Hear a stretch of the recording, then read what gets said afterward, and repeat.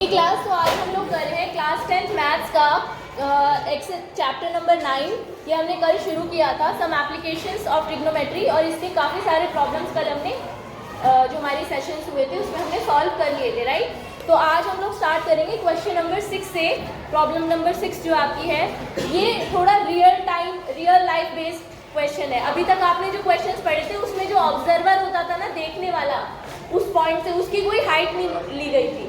इस क्वेश्चन में हाइट ली गई है, उसको कंसीडर किया गया है, जो हम रियल लाइफ में भी यूज़ करेंगे जब हम ट्रिग्नोमीटर का यूज़ करेंगे बिल्डिंग की हाइट निकालने के लिए, फ्लैग पोल की हाइट निकालने के लिए। तो हम सेम इसी मेथड से सॉल्व करेंगे जैसे क्वेश्चन नंबर 6 में सॉल्व होगा, राइट। तो इसको ध्यान से समझिएगा। क्वेश्चन नंबर 6 एक बार पढ़ लेते हैं। अ 1.5 मीटर टॉल बॉय, एक बॉय जिसकी हाइट 1.5 मीटर है, is standing at some distance from a 30 metre tall building. यानी आपको बॉय की हाइट पता है and you know the height of the building, right. ये दोनों चीजें आपको मालूम है। This is the boy and this is building, right. ये कुछ डिस्टेंस पर खड़ा है, बिल्डिंग से दूर कुछ डिस्टेंस पर खड़ा है। क्या हमें बिल्डिंग की हाइट मालूम है? Yes. How much is the height? क्या हमें बॉय की हाइट मालूम है? राइट।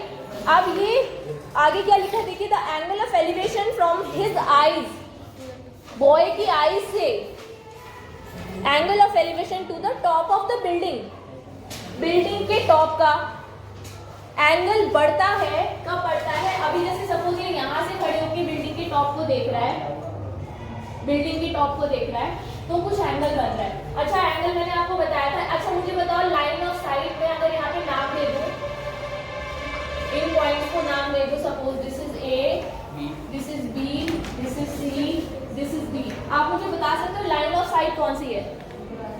A D, right. यहाँ से ऑब्जर्व कर रहे हैं, इस ऑब्जेक्ट को ऑब्जर्व कर रहे हैं, so this is the line of site. अब हमने पढ़ा था कि लाइन ऑफ जो एंगल ऑफ एलिवेशन होता है वो कहाँ बनता है? लाइन ऑफ साइट और हॉरिजॉन्टल लाइन के बीच में। लाइन ऑफ साइट यहाँ है, हॉरिजॉन्टल लाइन नीचे है, तो फिर कैसे एंगल ऑफ एलिवेशन कैसे हम शो करेंगे?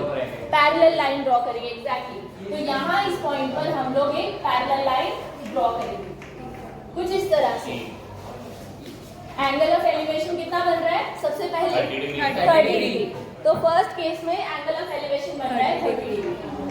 अच्छा, इसके बाद इन्होंने बोला है ये एंगल बढ़ जाता है, 60 डिग्री का हो जाता है as he walks towards the building. ये मैंने कल आपको समझाया भी था कि जितना हम किसी चीज़ के पास होते जाते हैं हमें उतना ऊंचा करना पड़ता है अपना सर, एंगल उतना बढ़ जाता है, राइट, जितना डिस्टेंस कम होगा बीच में। तो जैसे वो बिल्डिंग के पास की तरफ चलता है, सपोज वो यहाँ पहुँच गया चलते चलते, तो अब उसे थोड़ा और ऊंचा सर करके देखना पड़ेगा बिल्डिंग को, राइट। तो उसका जो एंगल ऑफ एलिवेशन है वो बढ़ जाएगा और वो हो गया है 60 डिग्री। तो यहाँ पर ये जो एंगल है ये बन चुका है, ये लाइन ऑफ साइट होगी, ये वाली लाइन है ना, और ये एंगल बन चुका है 60 डिग्री। क्वेश्चन समझ में आ गया आपको? राइट। अब क्वेश्चन में हमसे आगे क्या पूछा है इन्होंने? Find the distance he walk towards the building. तो आपको ये बताना है कि बताइए कितना डिस्टेंस वो बिल्डिंग की तरफ चला है, यानी ये डिस्टेंस आपको निकालना है। इस डिस्टेंस को आप x मान लीजिए। क्या आपको ये वाला डिस्टेंस पता है? राइट, इसको आप y मान लीजिए, ठीक है।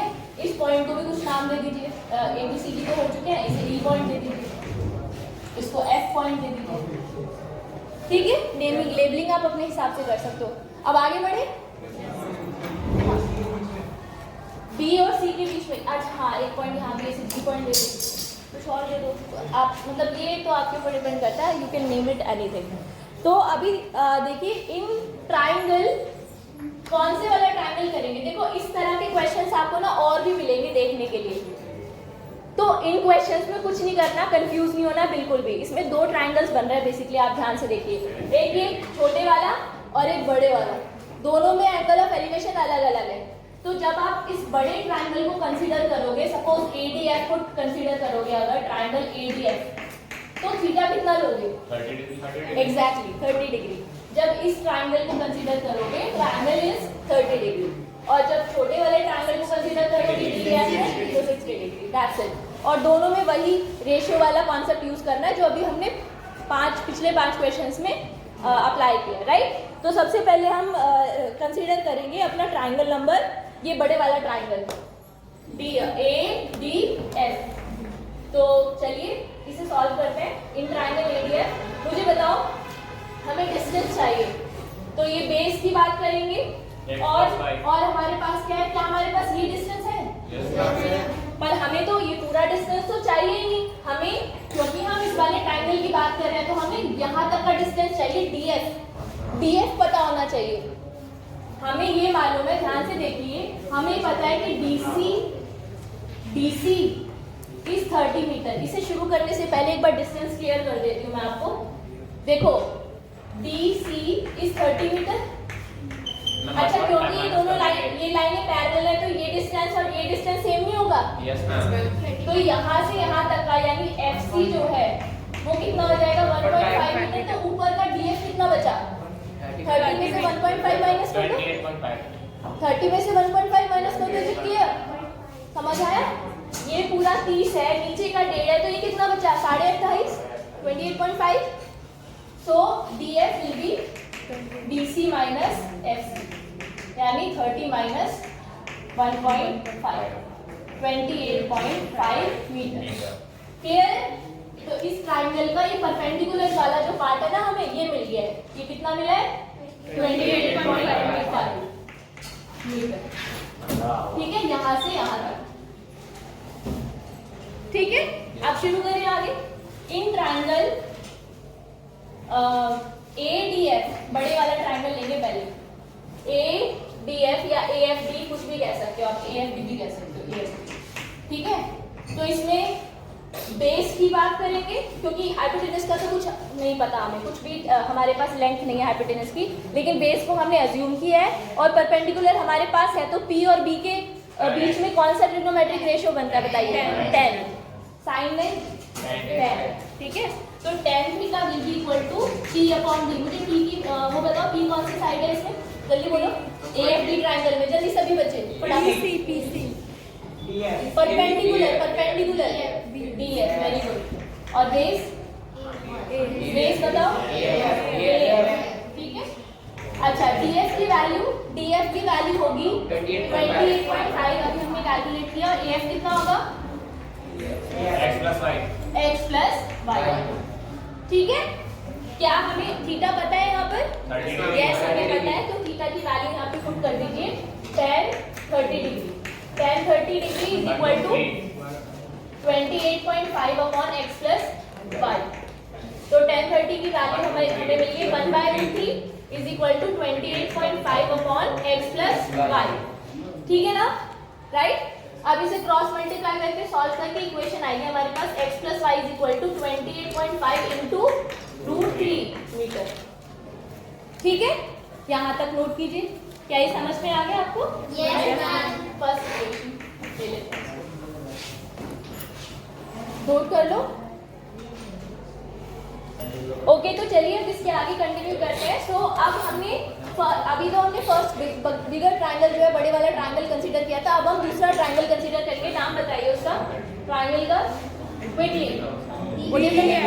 DEF।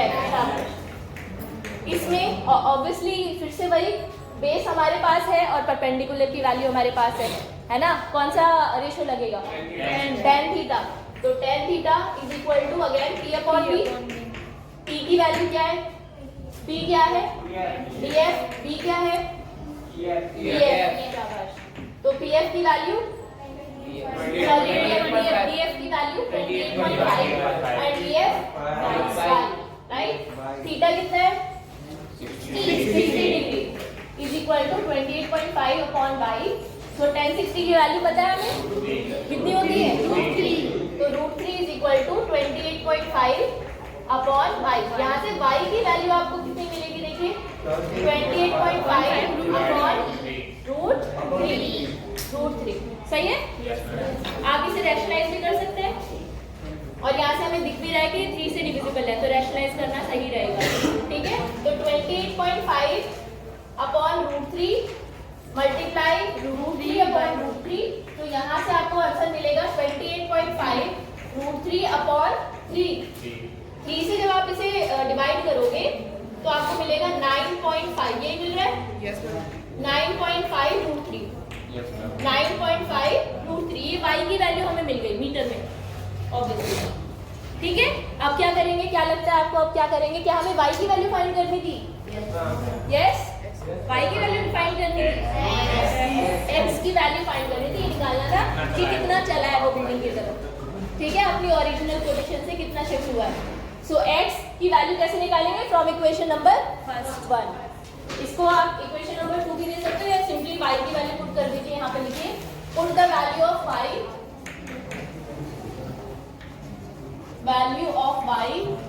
in equation number 1.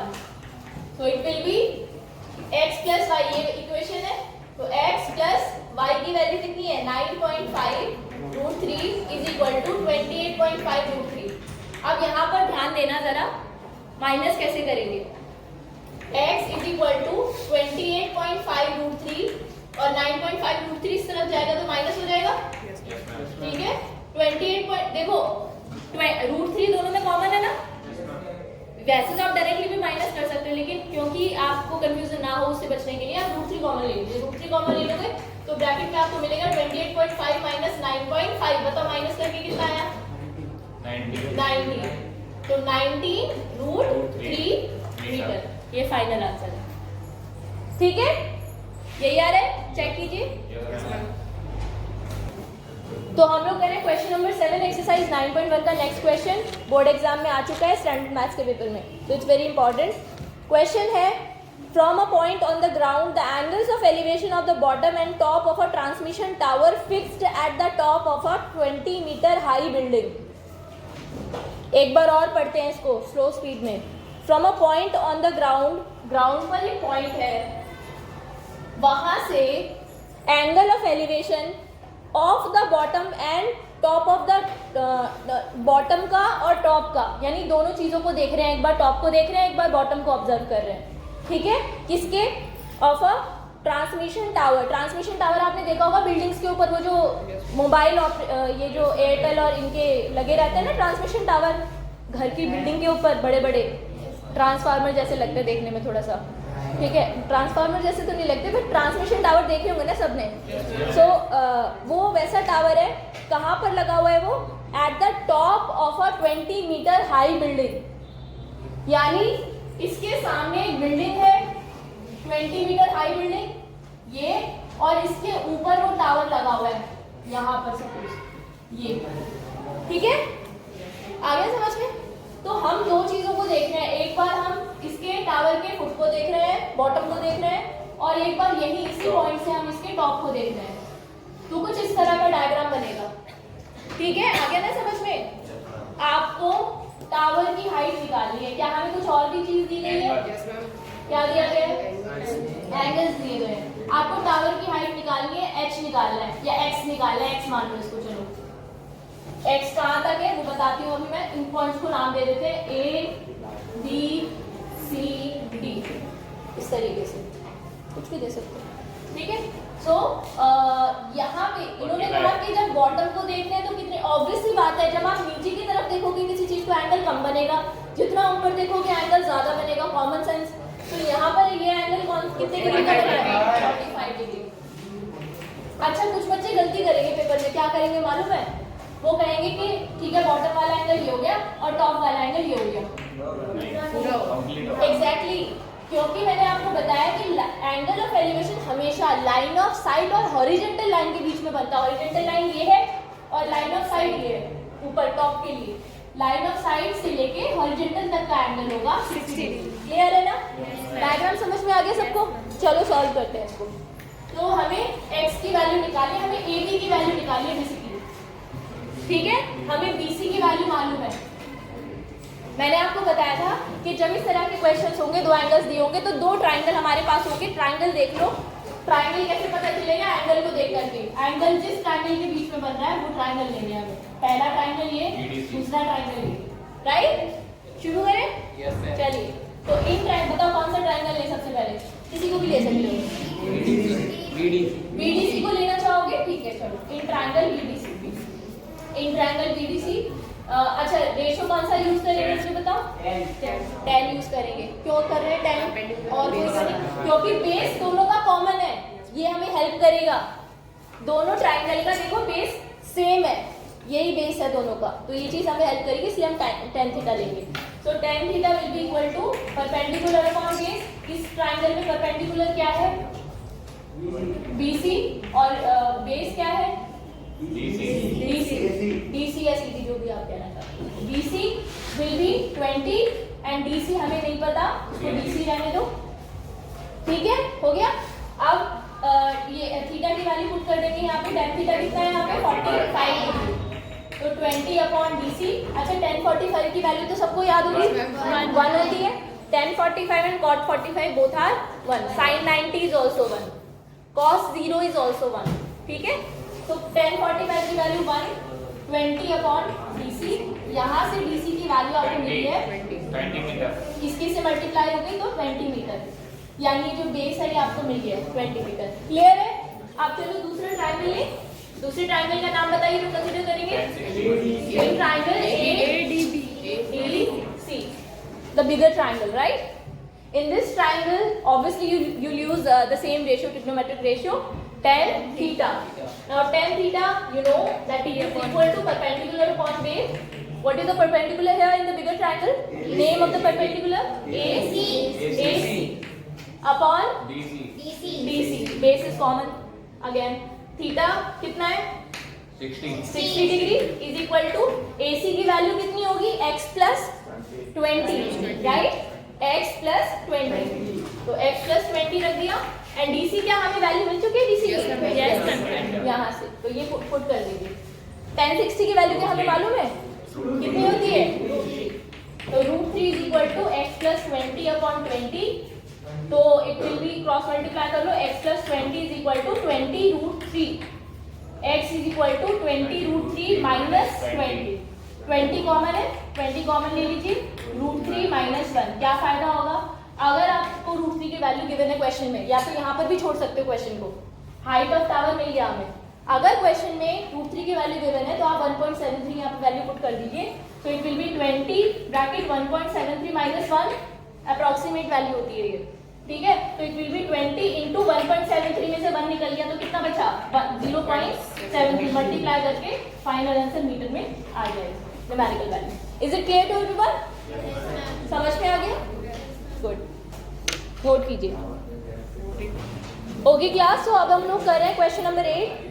Question number 8 is actually quite similar to question number 7। देखिए उसमें क्या बोला है, लिखा है अ स्टैचू 1.6 मीटर टॉल। एक स्टैचू है जिसकी हाइट दी हुई है 1.6 metre, stands on the top of a pedestal. आपने देखा होगा स्टैचूज कभी भी जमीन पे ऐसे नहीं लगे होते, उसके नीचे एक पेडेस्टल बना होता है, पेडेस्टल के ऊपर स्टैचू खड़ा करते हैं, राइट? है ना? तो उन्होंने बोला कि पेडेस्टल के ऊपर स्टैचू, और स्टैचू की हाइट है 1.6 मीटर। बिल्कुल मैंने डायग्राम भी चेंज नहीं किया है, ठीक है, क्योंकि ऐसा ही बनेगा। नीचे पेडेस्टल है, पेडेस्टल के ऊपर स्टैचू है। बस थोड़ा सा इस चीज में आप ध्यान रख सकते हो कि पेडेस्टल क्योंकि स्टैचू से ऑब्वियसली कम उसका होगा, तो उसको छोटा बना सकते हो।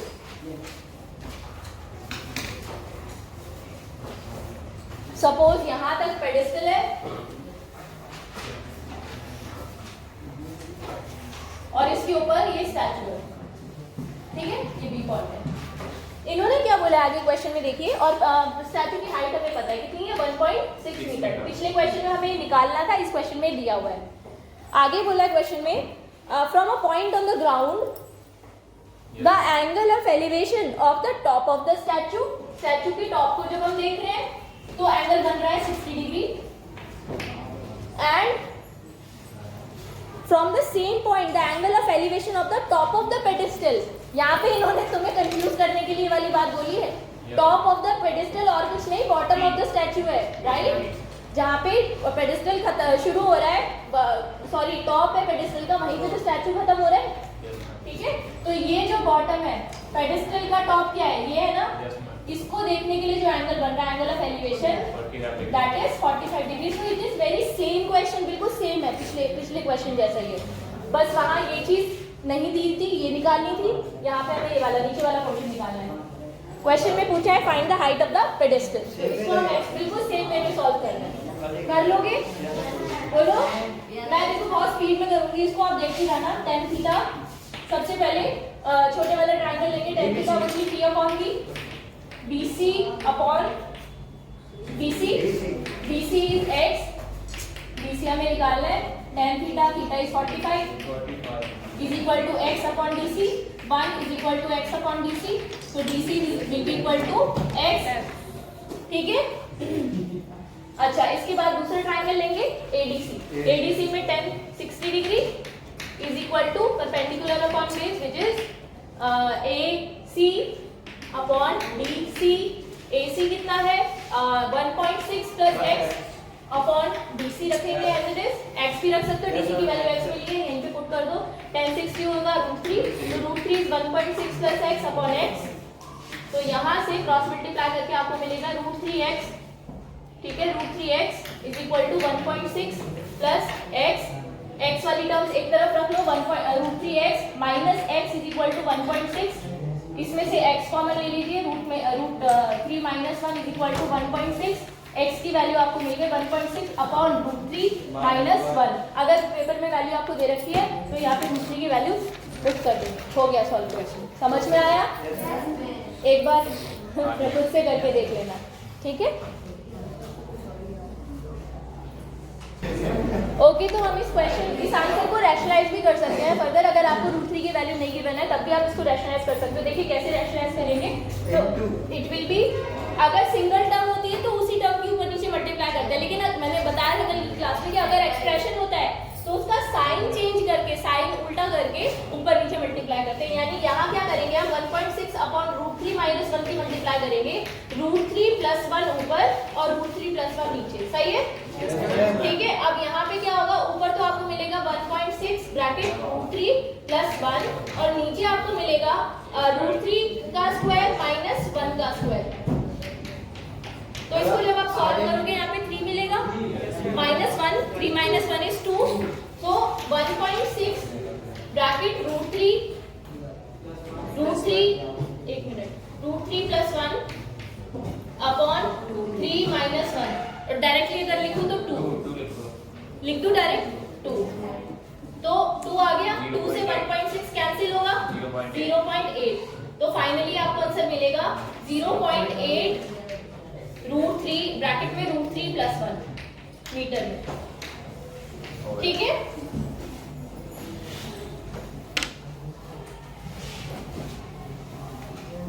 Okay class. तो अब हम लोग कर रहे हैं next question, question number 9। The angle of elevation of the top of a building. इसे ध्यान से सुने क्वेश्चन को, पेपर में अगर आएगा तो समझना बहुत जरूरी है क्या हो रहा है यहाँ पर। The angle of elevation of the top of a building from the foot of the tower, मतलब दो चीजें हैं, एक बिल्डिंग है और एक टावर है। The top of a building from the foot of the tower is 30 degree.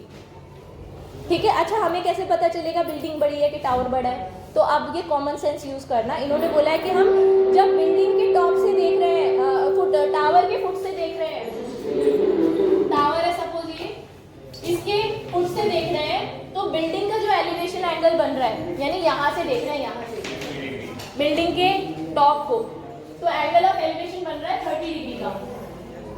ठीक है, नहीं आया समझ में?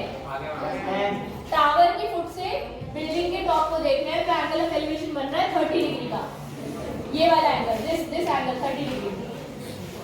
ठीक है, और जब हम आगे क्या बोला है, and the angle of elevation of the top of the tower from the foot of the building is 60 degree. और बिल्डिंग के फुट से जब बिल्डिंग टावर के टॉप को देख रहे हैं तो 60 डिग्री का एंगल बन रहा है। तो बताओ कौन सी चीज बड़ी होगी, बिल्डिंग या टावर? टावर। टावर के टॉप को देखने में ज्यादा एंगल बन रहा है ना, दैट मींस उसकी हाइट ज्यादा होगी। समझ में आया? अभी नहीं आया समझ में?